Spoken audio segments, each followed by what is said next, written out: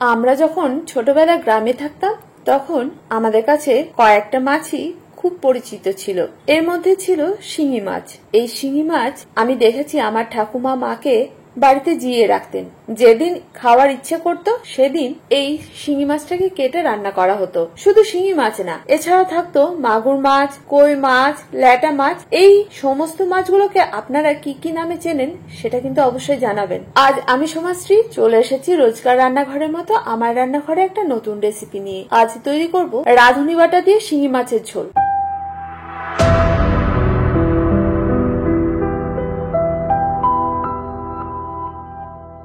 এই রান্নাটা কিভাবে তৈরি করবেন, তবে তার আগে বলে নি এই রান্নাটা তৈরি করার জন্য কি কি উপকরণ লাগবে। আমি নিয়েছি এখানে প্রায় 700 গ্রাম শিঙি মাছ। এই শিঙি মাছটাকে ভালোভাবে ধুয়ে জল ঝরিয়ে নিতে হবে। এই মাছটা তৈরি করব যেহেতু আলু কাঁচকলা দিয়ে, তাই দুটো কাঁচকলা নিয়েছি, দুটো মিডিয়াম সাইজের আলু নিয়েছি যেগুলো লম্বা লম্বা করে কেটে নিয়েছি।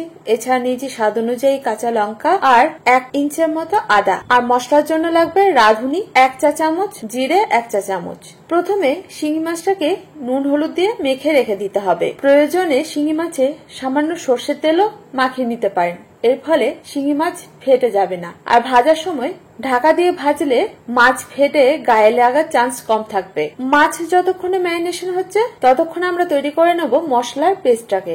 এর জন্য মিক্সি জার নিয়ে নিয়েছি, এর মধ্যে দিয়ে দিয়েছি রাঁধুনি, জিরে, স্বাদ অনুযায়ী কাঁচা লঙ্কা, কেটে রাখা আদা আর সামান্য জল। এবার এটাকে একটা মিহি পেস্ট তৈরি করে নেব।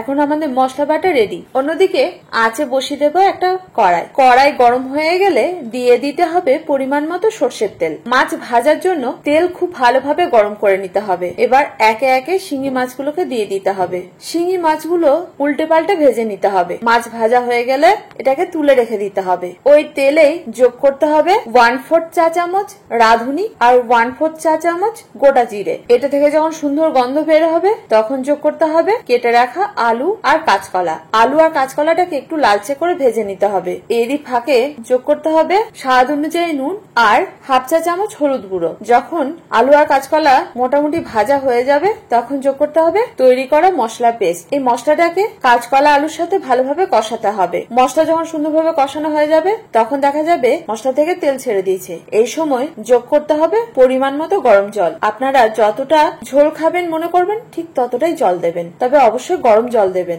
এর ফলে রান্নার টেস্টটা অনেক গুণ বেড়ে যায়। রান্নাটাকে ঢাকা দিয়ে হতে দিতে হবে। জল যখন খুব ভালোভাবে ফুটে যাবে, আলুও যখন প্রায় 80% সিদ্ধ হয়ে যাবে তখন দিয়ে দিতে হবে ভেজে রাখা শিঙি মাছগুলোকে। এই মাছগুলো দেওয়ার পর আমার মনে হয়েছিল আর একটু জলের প্রয়োজন, তাই আমি আরো একটুখানি গরম জল ব্যবহার করেছি। এরপর আবার বাদবাকি রান্নাটাকে ঢাকা দিয়ে তৈরি করে নিয়েছি। এখন রান্না পুরোপুরি কমপ্লিট। 5 থেকে 10 মিনিটের মধ্যে রান্নাটা পুরোপুরি কমপ্লিট হয়ে যাবে। এই গরম গরম শিঙি মাছের ঝোল ভাতের সাথে অসাধারণ লাগে। আর শিঙি মাছ কাঁচকলার গুণাবলী তো আলাদা করে বলার প্রয়োজন নেই। যদি আপনারা রাঁধুনি বাটা দিয়ে কখনো শিঙি মাছের ঝোল না বানিয়ে থাকেন, আমার কথা বিশ্বাস করে একবার তৈরি করে দেখুন। সত্যি কথা বলতে শিঙি মাছ এভাবে আগে হয়তো আপনারা কখনো খাননি। আর যারা এভাবে তৈরি করেছেন তারাও কিন্তু কমেন্ট করে জানাবেন সেটা খেতে কতটা সুন্দর হয়। তবে যারা আজকে প্রথম আমার রান্না দেখছেন, ইউটিউব থেকে দেখে থাকলে চ্যানেলটাকে অবশ্যই সাবস্ক্রাইব করবেন। ফেসবুক থেকে দেখে থাকলে পেজটাকে ফলো করতে ভুলবেন না। আমার রান্না বা রেসিপি ভালো লাগলে লাইক শেয়ারও করতে ভুলবেন না। আমার রান্না যেন আপনাদের মতো অনেকের কাছে পৌঁছে যায়। আর যারা প্রথম দিন থেকে আমার সঙ্গে আছেন তাদেরকে অসংখ্য ধন্যবাদ। এইভাবেই আমার সঙ্গে থাকুন। আজ এই পর্যন্ত, দেখা হচ্ছে পরবর্তী ভিডিওতে। আপনারা ভালো থাকুন, সুস্থ থাকুন এই কামনা করি। ধন্যবাদ।